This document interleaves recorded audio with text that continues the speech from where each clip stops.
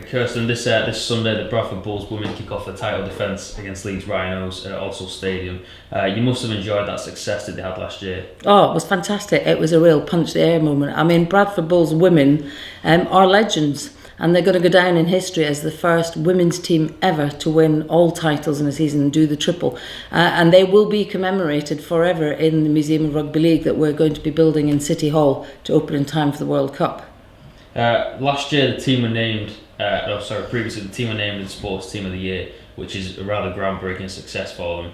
It must be refreshing for a women's team to be rewarded that title. Oh, absolutely. Casting my mind back, I can't remember when a women's team won Sports Team of the Year for Bradford. And I think it's incredibly important because it sends a very strong signal to all those girls and young women across Bradford that these are the kind of heights that you can achieve if you have the same passion, determination and discipline that women's team clearly had last year. Now, I was absolutely delighted to be there and be part of celebrating their success. Under your leadership, the city of Bradford is experiencing quite a growth and a pattern of diversity. How important is it having an elite sports club like the women to our city? Oh, I think no one disputes the fact that having high-performing professional sports club as part of a city is an incredibly significant part of building the kind of pride, self-esteem and the confidence of a place.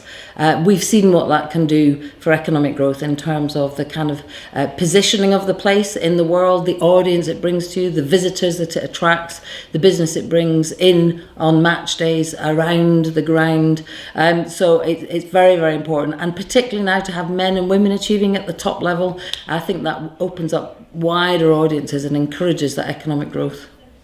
Sunday's match against Leeds will be a world first. The Bulls have scheduled women's fixture the headline for the day, with the men opening the curtain against Coventry.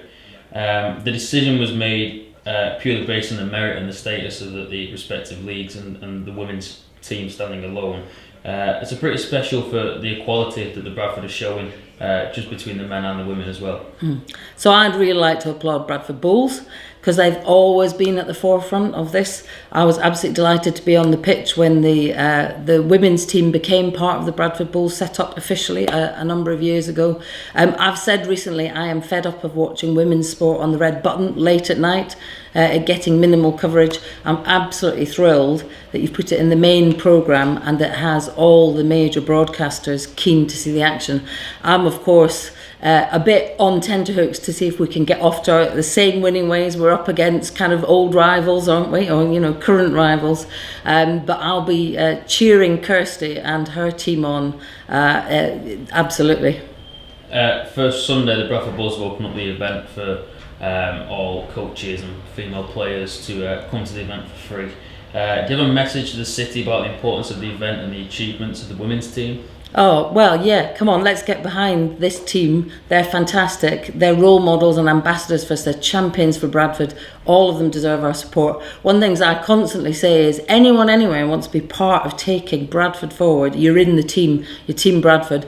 Bradford Bulls Women's team is at the heart of Team Bradford, so let's get behind them and cheer them all the way.